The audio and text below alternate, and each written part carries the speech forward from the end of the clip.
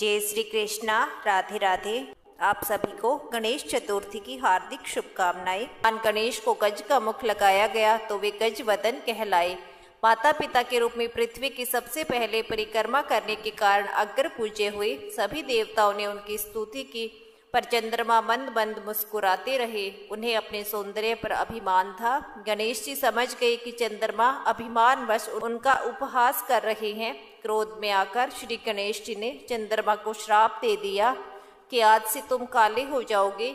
चंद्रमा को अपनी भूल का एहसास हुआ। उन्होंने श्री गणेश से क्षमा मांगी तो श्री गणेश ने कहा कि सूर्य के प्रकाश से तुम धीरे धीरे अपना स्वरूप पुनः प्राप्त कर लोगे, लेकिन आज भाद्रपद शुक्ल चतुर्थी का दिन तुम्हें दंड देने के लिए हमेशा याद किया जाएगा। जो कोई व्यक्ति आज के दिन तुम्हारे दर्शन करेगा उस पर चोरी का झूठा आरोप लगेगा, इसलिए भाद्रपद माह की शुक्ल चतुर्थी को दर्शन नहीं किया जाता है।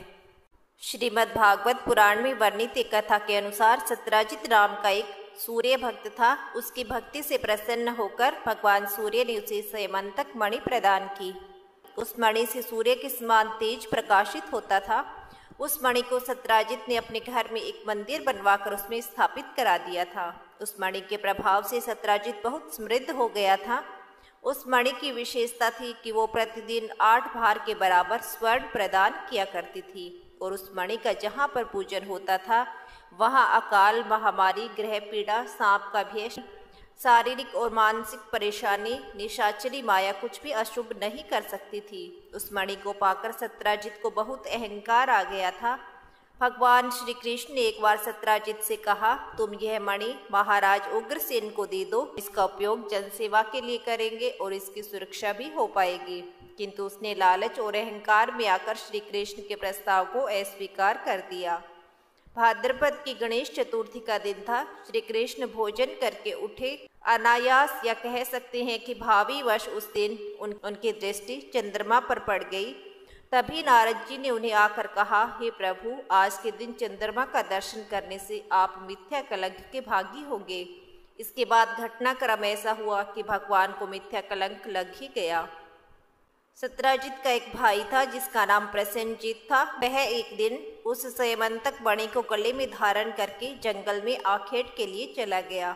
वो घोड़े पर सवार होकर जा रहा था। अभी वन में एक शेर ने उस पर हमला कर दिया और उसे घोड़े सहित वहीं मारकर मणि लेकर अपनी गुफा की ओर चल दिया।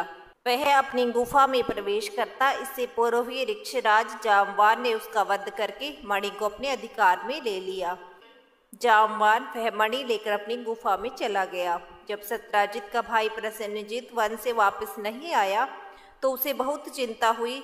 वह उसे ढूंढने के लिए वन में गया। वहां जाकर उसे पता चला कि उसका भाई अब जीवित नहीं है। यह जानकर उसे बहुत शोक हुआ और उसके मन में विचार आया कि मेरा भाई मणि गले में धारण करके वन में गया था, इसलिए हो सकता है श्री कृष्ण ने मणि के लिए मेरे भाई की हत्या कर दी हो। सत्यराजित ने जब यह बात नगर के लोगों से कही तो यह बात श्री कृष्ण तक भी पहुंच गई। इस बात को जानकर भगवान समझ गए कि यह सब चौथ के चंद्रमा को देखने का परिणाम है।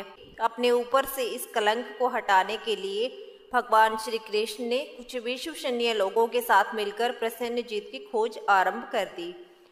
उसे तलाशते हुए वो वन में उस स्थान पर गई जहाँ सिंह ने उसे मारकर मणि ले ली थी। से उन्होंने शेर के पद चिन्हों का पीछा करना शुरू किया तो वो सिंह की गुफा के द्वार तक पहुंच गए, जहां सिंह को मारकर जामवान ने उसे मणि प्राप्त कर ली थी। वहां उन्हें भालू के पैरों के निशान मिले। फिर उन्होंने उनका पीछा किया और वो जामवान की गुफा तक पहुंच गए। वहां पहुंचकर उन्होंने देखा कि जामवान ने वो मणि बच्चों को खेलने के लिए दे रखी है। जब श्री कृष्ण और उनके साथी मणि लेने के लिए आगे बढ़े तो जामवान वहां आ गए।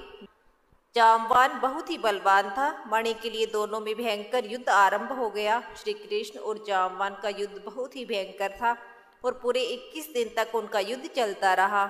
जब जामवान का मनोबल टूटने लगा तो वो समझ गए कि यह कोई साधारण मनुष्य नहीं है, बल्कि स्वयं नारायण है। तब जामवान ने श्री कृष्ण के चरणों में गिरकर उनसे क्षमा मांगी और कहा, मैं क्रोध के वशीभूत होकर आपको पहचान नहीं पाया। आप तो साक्षात नारायण हैं, आप मुझे क्षमा कर दीजिए। तब श्री कृष्ण ने जाम्बान को कहा, मैं यहाँ इस मणि की तलाश में आया था क्योंकि मुझ पर इसको चोरी करने का कलंक लगा है। उस कलंक को मिटाने के लिए मुझे यह मणि चाहिए। तब जाम्बान ने अपनी पुत्री जाम्बवती का विवाह श्री कृष्ण से करके उन्हें वो मणि दे दी। जब श्री कृष्ण मणि और जाम्बवती को लेकर द्वारका पहुंचे तो सब खुशी से झूम उठे और सत्याजित को भी अपनी भूल का एहसास हुआ। उसने श्री कृष्ण से अपनी गलती के लिए क्षमा मांगी और पुत्री सत्यभामा का विवाह श्री कृष्ण से करने का प्रस्ताव दिया, जिसे श्री कृष्ण ने स्वीकार कर लिया। तब सत्यभामा का विवाह श्री कृष्ण के साथ संपन्न हुआ। तब सत्याजित ने वो मणि श्री कृष्ण को देनी चाहिए, परंतु श्री कृष्ण ने मना कर दिया और कहा, आप सूर्य के भक्त हैं और उन्होंने यह मणि आपको प्रदान की है, इसलिए आप इसे अपने पास रखिए। इस प्रकार भगवान श्री कृष्ण को भी चौथ का चंद्रमा देखने के कारण मिथ्या कलंक लगा। ऐसी मान्यता है कि स्यमंतक मणि की कहानी कहने या सुनने पर गणेश चतुर्थी पर दर्शन करने के दोष का निवारण हो जाता है।